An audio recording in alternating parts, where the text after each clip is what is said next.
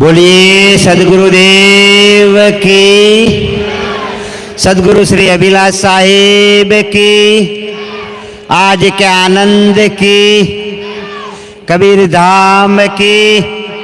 साहेब बंदेगी साहेब। मुझे भी मेरे सद्य श्री गुरुभूषण साहेब जी से कुछ विचार रखने के लिए आदेश हुआ है। आदेश पालना ये मेरा कर्तव्य है। साहेब जी के संबंध में बहुत कुछ बातें आपने श्रवण किया, लेकिन साहेब की एक छोटी सी पुस्तक जब मैंने सर्विस करता था उस समय में मुझे मिली थी। तो वो किताब ऐसी थी कि आप सब जानते होंगे कि ब्रह्मचार्य जीवन। मुझे इंडस्ट्रियल एरिया के अंदर में एक मद्रासी हमारा ऑफिसर था, उसी ने दिया और मैं पढ़ता रहता था, मशीन पे बैठा रहता था। उसी के अंदर में मेरे अंदर में एक पढ़ने की लगन भी थी और उसी के अंदर में अनेक पलों पर विचार थे कि मानव जीवन किस ढंग से जीना चाहिए। इसी में कई सूत्र अहिंसा पर। तो उस समय हम इंडस्ट्रियल एरिया के अंदर में साइनेट बनाते थे। साइनेट ऐसी चीज है कि एक टैबलेट अगर खा लो आप तो 36 सेकंड के अंदर में ये जीवन खत्म हो जाता।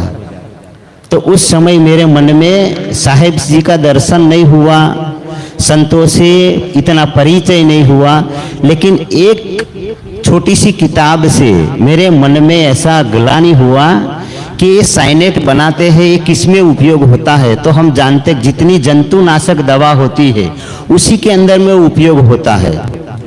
तो उसी के अंदर में जितने आप आधुनिक एलोपैथिक दवा खाते उसी के अंदर में साइनेट का उपयोग होता है, जिन्हें साइनेट कहते हैं। जो आतंकवादी लोग वगैरह रखते हैं, आर्मी के लोग भी रखते हैं, दूसरे को नहीं मिलता। मैंने कहा इसमें से बनाने से कितने जीव आत्मा का शरीर छूट जाता होगा। उसी समय मेरे मन में ग्लानि हुई। हमने उस समय निश्चित कर लिया कि सर्विस नहीं करती। आज हमारे साथी लोग जो थे वो सर्विस करते, एक मास का 2.5 लाख रुपया पेमेंट पाते, वो रिटायर हो गया। उस समय मुझे छोटी सी किताब मिली साहेब जी की और मेरे मन में ऐसा ही हुआ, मैंने तिफा दे दिया कंपनी के अंदर में। फिर इसके अंदर में लग गए। साहेब जी का गुजरात के अंदर में आना बहुत कुछ हुआ। तो हमारे नरसीपुरा के बगल में एक वड़ू करके गांव है, वहाँ नटवर भाई मास्टर साहेब थे, उसी के यहाँ साहेब का कार्यक्रम होता रहता था। जब छोड़ने के बाद कम से कम 25-30 किलोमीटर साइकिल चलाकर हम साहेब जी का दर्शन करने जाते थे। तो साहेब जी उस समय, हम तो ये था नहीं, हम बच्चे जैसे थे। तो साहेब जी कहा करते थे, अरे कम से कम साधु तो होना, इतना तो ये करो। मैंने कहा साहब मुझे साधु वाधु कुछ होना नहीं है, सिर्फ देखना है, संतों का दर्शन करना है। तो साहेब जी की इतनी बात हमारे मन में लगी। साहेब जी की किताब हमने पढ़ी, हमको इसके अंदर में इतना अनुभव हुआ कि ये कमा कर जो करके फिर पुण्य करो, दान करो, धर्म करो, परमार्थ खाओ। इसी से मैंने कहा संतों की सेवा में लग जाना, क्योंकि ये मानव शरीर वारंवार नहीं मिलने वाला है।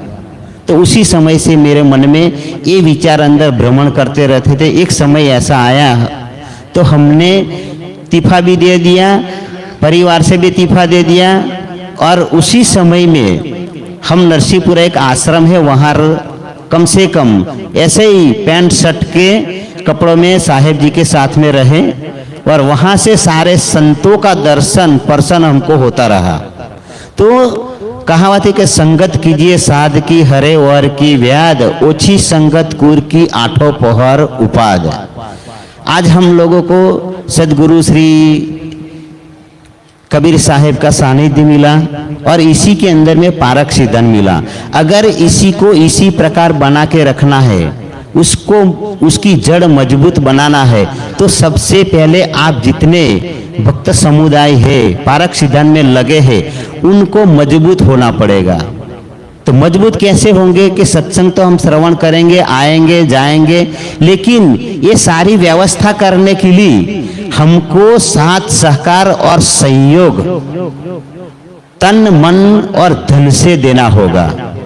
क्योंकि मैं सवेरे घूमने के लिए जा रहा था तो कई भक्त लोग हैं अपने, तो कम से कम वहाँ बाहर चाय पीने जा रहे, एक चाय अगर लेंगे आधा कप तो कम से कम 10 रुपया लेता है। दिन में 4 बार जाए तो 30 रुपया होगा, ठीक है ना।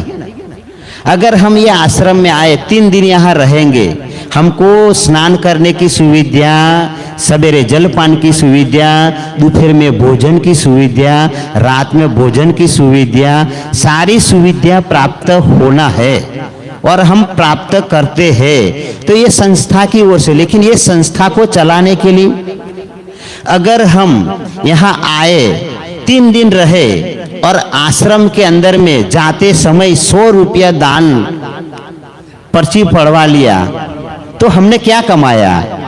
पुण्य कमाया कि पाप कमाया? ये सोचना चाहिए। ऐसी संस्थाओं को मजबूत बनाने के लिए हम बाहर जाएंगे, 3 दिन रहेंगे तो 90 रुपये की तो चाय पी जाएंगे, और इतनी बड़ी संस्था के अंदर में हम 3 दिन रुकेंगे और 3 दिन रुक के हम 100 रुपया दान देंगे, तो हमने क्या किया? घर से हम क्यों इतने दूर आते? गुरु जी के आश्रम में क्यों आते? कम से कम अपना जीवन का 10वां हिस्सा परमार्थ में कुछ यूज करे तो हमारे का एक प्रारब्ध बनेगा। हम जानते हैं कि हम लोग आम आर्थिक परिस्थिति बहुत कमजोर है, लेकिन बीड़ी, सिगरेट, गुटखा, तंबाकू और चाय नाश्ता में तो हम खर्च कर लेते हैं।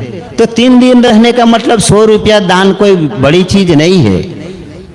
अगर होटल में हम बाहर से, मैं तो गुजरात से आया हूँ, होटल में यहाँ रुका होता तो कम से कम एक नाइट का, एक कमरे का 500 रुपया देना पड़ता। होटल में भोजन करेंगे तो कम से कम एक टाइम का 100 रुपया, तो 2 टाइम करेंगे तो कम से कम 200 रुपया होगा। तो कम से कम 3 दिन का हम गणित लगाए, लेकिन हम तो यहाँ 13 तारीख शाम को आए, तब से मेला देखते हैं। तो इनको जड़ मजबूत करने के लिए, पारक सिद्धांत को टिकाने के लिए संतों को साथ सहकार सहयोग की बहुत कुछ आवश्यकता, बहुत कुछ जरूरत है। इसलिए अपने तन से, मन से और जो करे उसी में बचाकर रखे। और इस संस्था को गुजरात के अंदर में तो ठीक है, लेकिन भारत में कई ऐसी व्यवस्था मिलना मुश्किल है। इसलिए विशेष ना कहता, मुझे यहाँ का 2 बातें कहने का अवसर प्राप्त हुआ, तो सभी गुरुजनों को और इस संस्था को, आयोजकों को, सबको मेरी ओर से खूब खूब साहेब बंदगी। और परम पूज्य सद्य श्री अभिलाष साहेब जी की पुण्यतिथि निमित्त मुझे कम से कम 2 शब्द रखने के लिए समय दिया।